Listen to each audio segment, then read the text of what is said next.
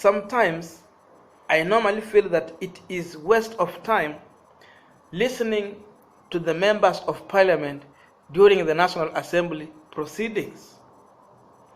When these members of parliament are having their debates, you can't imagine even some of the things that normally go on there in comparison to what normally happen at the Senate. When a senator is on the floor, you will see a lot of respect even in what they speak. There is a lot of sense on what they are articulating. But yesterday, I was surprised on how Junet Mohammed took over Chris Wamalwa, the former Deputy Minority Whip at the National Assembly. Now, ODM is behaving the same way Jubilee Tangatanga were behaving before. This is how people like Kipchumba Murkomen used to behave. They were too arrogant. Was there any need to criticize Chris Wamalwa even after Chris went on his Twitter to thank NASA coalition for giving him an opportunity to serve in that capacity? Junet Mohammed should know that there is no guarantee of coordination between Raila Odinga and Uhuru Kenyatta. Anything can happen. Kama haoni aangalie Ruto saa hizi. The same way Ruto was treated, he can be treated the same way. Even Kipchumba Murkomen, when they removed him from his position, the Senate gave him a chance to speak. He had the floor and he talked.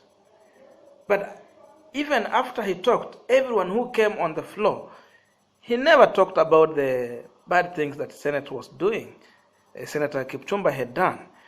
They thanked him for the work he had done. That is what we call maturity. Now, listen to how Junet Mohammed reacted to Chris Wamalwa, even telling him to pack his things and go. Watch this one. The ousted deputy minority leader who is just sitting behind me should not continue masquerading as a deputy minority leader, Mr. Speaker. He is just, on no man's land. He is neither here nor there. So let him not speak here as deputy minority leader, Mr. Speaker, just because you have not officially communicated, Mr. Speaker. Thank you, Mr. Speaker. And he should start collecting his items from the office as soon as possible, Mr. Speaker.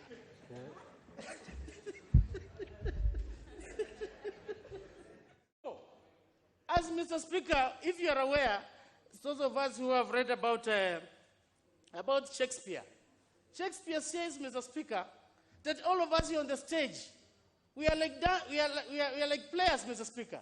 Then your time comes, you'll eventually exit. I've exited, Mr. Speaker. Junet Mohammed will never have this position forever. Even him, his time will come and go. And I've accepted what is there is to praise Almighty God as I move forward to focus on my future endeavors. Even John Mbadi, of all the people, the leader of minority in the National Assembly, he took his time to tell Chris to return the government car as if Chris had refused to comply with the orders. It is surprising. Honorable Chris Wamalwa doesn't have an office, but he has a car, official car. I would wish you stop using it from today.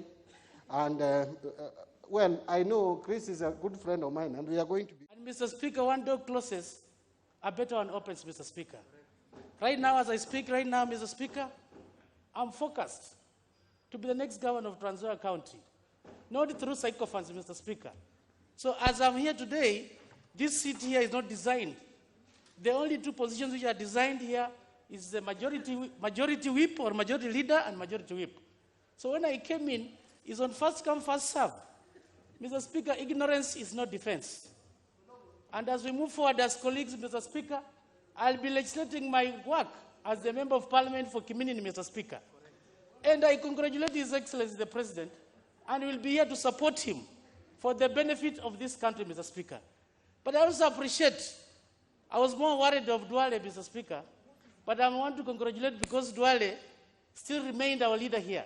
And we know the work Duale has done in this House, Mr. Speaker, with Honorable Mbadi. These are the two leaders always in the House. Not like Junet, who comes for comic, then he goes back. So we are here to give power and to strengthen our people, what they've done. He's here for a few minutes, 2 minutes he'll be going out. He's here more of a comedian than a legislator. I thank you, and you should respect others. I'm not masquerading. This is a position I was given, and because I was among the first people who signed in, that's why I was allocated. He needs to know that, Mr. Speaker. Time will come, he'll go back to Mandera where he comes from. No, you should respect people. Honorable Junet, what do you say in response? Mr. Speaker. And me and Honorable Cecil Mbarire, we never had offices. And as Parliamentary Service Commission, you've been looking around to allocate us offices. We've been operating from our offices of our respective constituencies. It's unfortunate that the minority whip didn't know, Mr. Speaker. And that's why I said many things happen on this floor of the House, which he doesn't know. I don't have an office, and you are aware. The only offices that are allocated are the minority and minority leaders and the whips. As deputies, we don't have offices. So I have nowhere to start parking, Mr. Speaker. It was for good information for you to get to know. As I said, he doesn't know how the things are moving on. Mr. Speaker, as I speak on matters of Fort Kenya, the political parties registrar will work on that. As we speak, I'm the interim Secretary General of the party called Fort Kenya. No. And if at all it will be communicated otherwise, Mr. Speaker, I respect the rule of law. It's not a must I continue being Secretary General or going to be continue being the Deputy Whip. Whatever the communication that comes out, Mr. Speaker, I'll respect. The way I respected when I was removed from the Deputy Whip, that because of my association with the Deputy President, William Ruto. William Ruto is an office, Mr. Speaker, Deputy President. And I associated with him particularly on matters of the church. I'm the chair of Catholic members of Parliament. I was not removed of incompetence, Mr. Speaker. I've been rated as one of the best legislators in this House, Mr. Speaker, when it comes to legislation. Where the whip cannot match a half. I have never brought any bill on this floor of the House. And you're aware about it, Mr. Speaker. He only comes here as a comedian, then he goes out.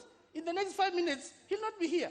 If we table the number of bills I've brought on this floor of the House, which have been ascended by His Excellency the President, he has never brought any bill on this floor of the House, apart from comic relief to the legislators, Mr. Speaker. We need to respect each other. We have freedom of association. And I'm ready. I left the House.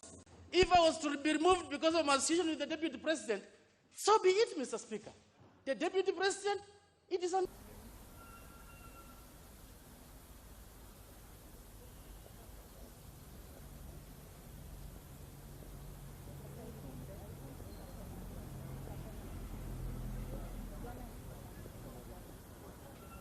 Government issue. Go and do it. We whipped together. So, Chris, you're not incompetent. You did a good job from where I sit. Never doubt yourself. Don't let anybody bring you down. Stay strong. And to all members, let's continue to support. Now, ODM was a big party sometimes back when we used to have people like Musalia Mudavadi, Najib Balala, among others. That party was disciplined and it was a big party compared to what we are witnessing now. But now when the drama is in, we are seeing even their numbers year by year is going down. There was a lot of members of parliament from ODM party. But what is happening now? The numbers are going down day by day. It's because of this arrogance. It's because of lack of respect for other people.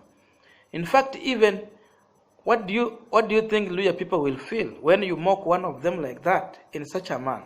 But anyway, we understand the beef between ODM and the current leadership of Ford Kenya. That's why they are betting in people like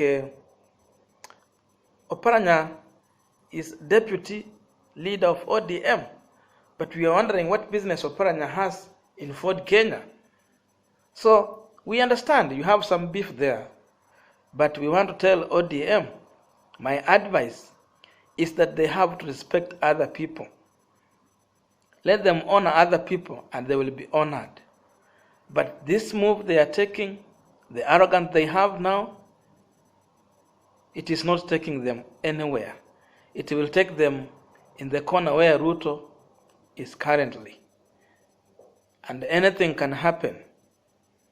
And even we are seeing, in fact, some people from Nyanza are coming to the National Assembly as independent or using other party, but before such things could not happen.